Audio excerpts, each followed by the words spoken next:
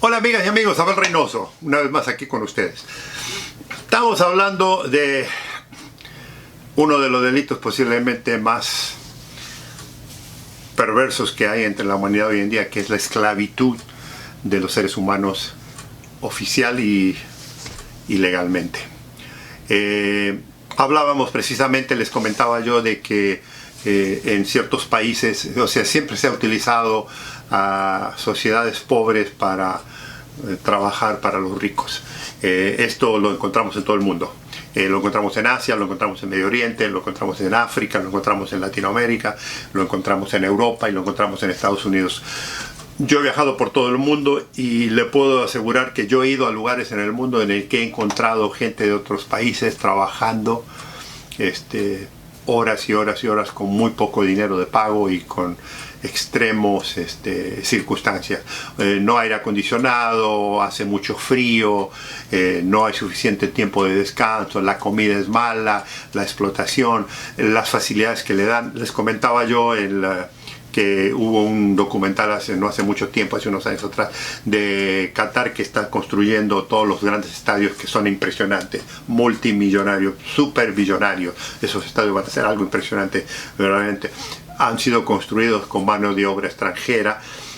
Y lo interesante de estos lugares, de estos documentales que se han demostrado, es que la mayoría de estas personas que provienen de otros países musulmanes particularmente, vivían o han vivido en lugares verdaderamente deprimentes, en casas, en departamentos sucios. Claro, es un poco la cultura, ¿verdad? Pero los tenían súper subjugados, trabajaban a cierta hora, tenían ciertas cosas, y muchos que se lastimaban o incluso murieron varios durante la construcción, simplemente se los mandaba el cadáver a la casa, o le mandaban, si se le rompía la mano, el brazo o algo, le pagaban una indemnización y lo mandaban a su casa, y ahí se acababa todo. Pero la razón que le hablo de esto es porque la gente del país, supuestamente que son los dueños de la riqueza, no harían ese trabajo. O sea, una de las razones, les comentaba que en Latinoamérica se tuvo que traer la raza negra para sembrar, para cosechar, para trabajar los campos de los grandes ejidatarios, de los grandes conquistadores, de los grandes colonizadores de nuestro país, porque la gente nuestra se rehusó a trabajar de esclavitud, a pesar de que sí en algunos países sí se explotó. Si se buscan las minas del Gran Potosí, si se buscan las minas que vendría a ser lo que hoy es Perú, Bolivia y el norte argentino, muchos de los indígenas de esa época eran explotados por los colonizadores españoles para que trabajaran en las minas, porque los españoles no bajaban a las minas, y entonces los tenían ahí por días y días trabajando, drogándolos con la hoja de coca, que ya era una cosa que se cultivaban, pero para explotarlos, para que no les pagaban nada, les pagaban lo mínimo, y los tenían, digamos, subyugados trabajando en eso.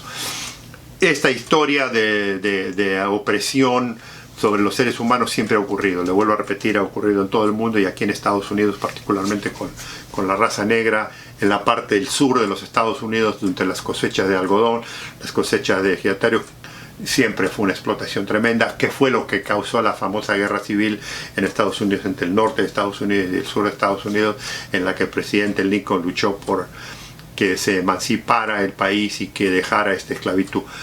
Costó muchísimas vidas acá en Estados Unidos, muchísimo desastre, como todas las guerras, pero nunca cambió la cultura. O sea, hoy en día se sigue teniendo esa mentalidad, ya no de esclavitud, pero teniendo esa mentalidad de segregación muy difícil, de racismo muy difícil aquí en Estados Unidos, que también ocurre, le digo, en todo el mundo, porque le vuelvo a repetir, yo he viajado y he estado, por ejemplo, en Asia, y he ido a lugares, a fábricas donde hay miles y miles de obreros que no les pagan el dinero que les pagan. También he estado en algunos países nuestros donde hay las famosas maquiladoras, en las que ganan un porcentaje muy pequeño comparado con lo que vale ese producto que luego se va a vender en las grandes tiendas de todo el mundo. O sea, uno de los mejores ejemplos de la explotación de la esclavitud es que estas personas ganan una mínima parte de lo que vale digamos, este producto, cuando una vez que usted lo compra en el mercado. Es una cosa muy interesante. Y entonces toda esa ideología de explotación hacia lo menos ha derivado a la esclavitud. Y lo que le sucede muchas veces, y esto es lo que ya voy a hablar un poquito más del delito dentro de la parte migratoria, esto ocurre mucho con los países asiáticos. O sea, cuando usted tiene razas en un país que no hablan su idioma y que no son de la misma cultura, siempre va a haber mucho acto de delincuencia en ese sentido. Lo vemos mucho con los países asiáticos, cuando tenemos en Latinoamérica, particularmente los chinos y los coreanos, vemos mucha explotación. Muchos de ellos trabajan con sus propias familias, son muy decentes, pero hay un grupo de personas que trae gente a nuestros países y a Estados Unidos y les cobra. O sea, alguien quiere venir de China al continente americano, le va a cobrar, por decirle, $20,000.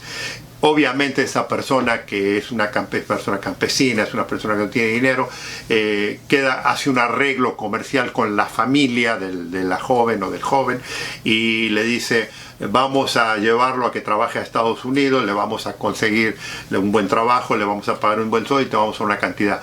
El buen sueldo que supuestamente le van a pagar nunca ocurre, en primer lugar. El segundo, el dinero que se le da a la familia, porque la familia vive en lugares muy pobres, va a ser una minimísima parte de lo que gana la persona. Y hay otro elemento delictivo mucho más peor. Estas personas son puestas en casas, en estancias, en ranchos, en lugares muy precarios.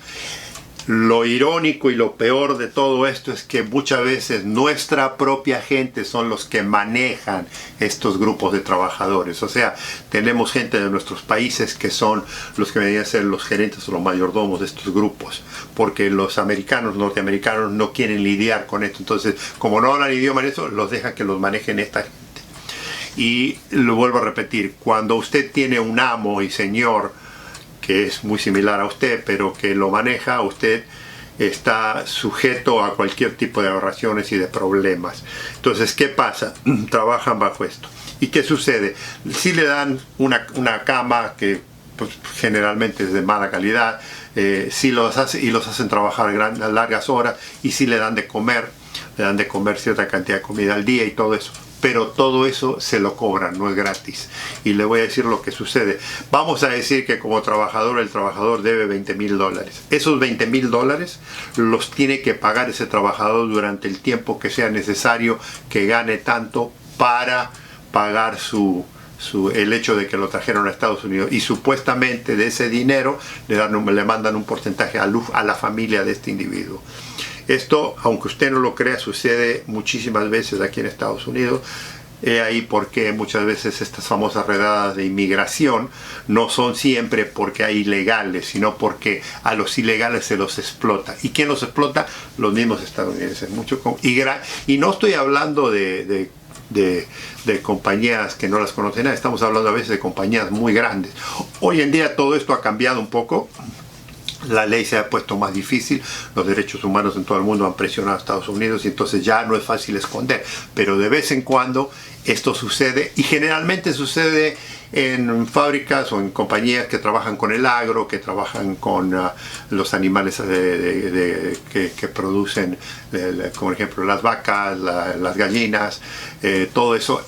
Es mano de obra difícil, incluso en muchos frigoríficos aquí en Estados Unidos la mano de obra es latina, o sea, es hispana, gente que viene a trabajar y que le vuelvo a repetir, si les interesa el tema, hay un historial tremendo de explotación de la mano de obra, no solo de la mano de obra, y ahora le estoy hablando de lo nuestro, pero les voy a contar, de los años 1890, 1900, hasta los 1920, 1930, mucha de esa mano de obra pobre que era explotada por Estados Unidos venía de Europa, venía de los países pobres de Europa, venía de Checoslovaquia, venía de Rusia, venía fue de migración. Y se utilizaban, por ejemplo, en Nueva York, las mujeres tenían que trabajar horas y horas y horas cosiendo y haciendo ropa de alta gama para la moda de Nueva York. Estoy hablando de cerca de 1890, 1900, y le pagaban un mínimo, no podían descansar. Muchas de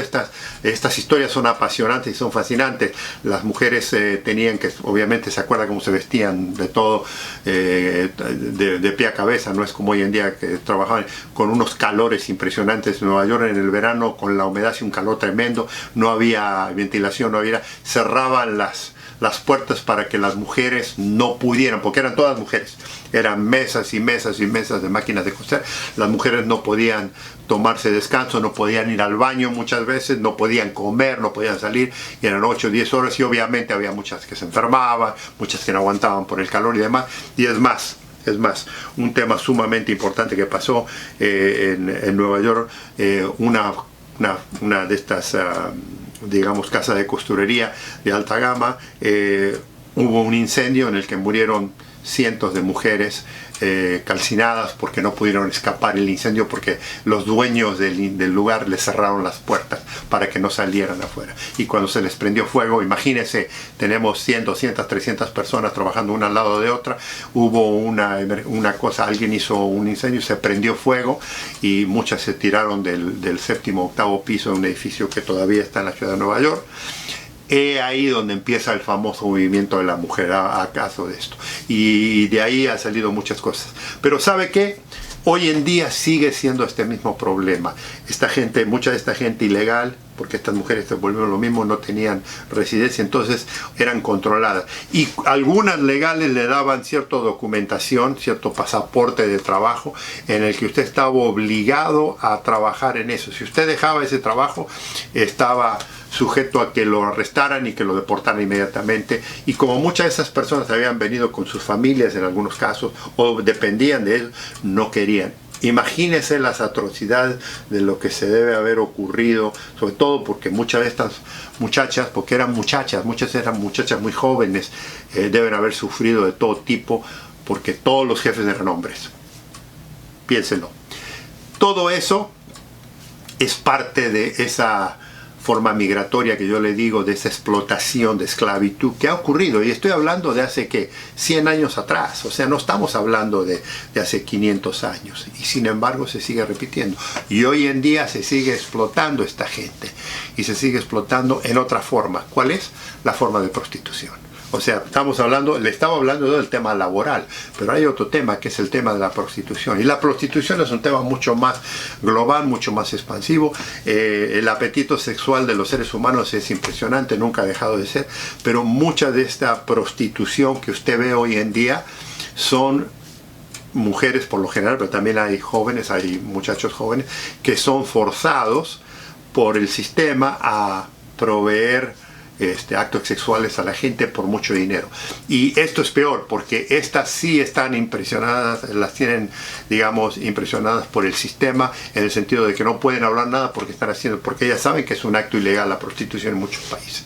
Entonces no tienen mucha opción de ser, entonces las tienen subyugadas y las tienen encerradas en muchos lugares, en casas, en hoteles, en mansiones muchas veces.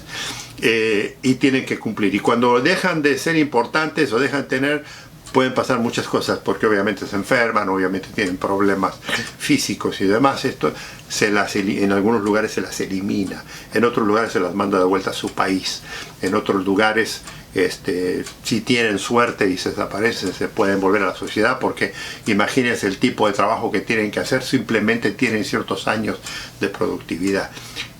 Eso hoy en día, amigos y amigas, ocurre, y muchas veces toda esta atrocidad, y le digo, no me voy a meter en todo el tema porque hay mucha información. Si les interesa, les sugiero que busquen documentales en YouTube, en internet, hay muchísima información sobre estas historias. Pero muchos de estos individuos que ganan mucho dinero, porque la prostitución es en cierto modo el negocio tercero después de las armas, da muchísimo dinero en todo el mundo. Pagan muy buenos estos individuos que manejan, pagan muy buenas mordidas, muy buenas coimas al sistema. Y el sistema es el que le provee las visas, el sistema es el que le provee la protección para que entren, el sistema es el que se calla la boca para que nadie se entere de estas cosas. Y el consumidor, al consumidor no le interesa, con tal de que él tenga su satisfacción de 20 minutos, media hora y después salga, eso no es importante. Pero el sufrimiento que se causa a toda esta gente es impresionante, no solo fisiológico, sino psicológico. Imagínese gente forzada, porque sí, hay un argumento de que se cree que todas las prostitutas deciden ser prostitutas. No, no todas. Hay prostitutas que son forzadas a la prostitución y que las secuestran de niñas muy jovencitas y se las llevan a estos lugares. Generalmente nunca las mantienen en un país, se las llevan de un país a otro. Si usted ve las prostitutas en su país, generalmente va a haber una función de prostitutas internacionales, sobre todo en centros nocturnos. Si usted habita con los centros nocturnos, va a ver mujeres hermosas que han proveído de distintos países, que han venido de todos los países.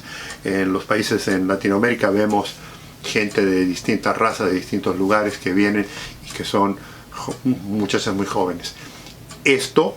Este proyecto, este proceso es manejado por grandes corporaciones, porque el dinero, una vez que se empieza a generar, ya no lo maneja dos personas, ya lo maneja una organización. Esa organización paga dinero.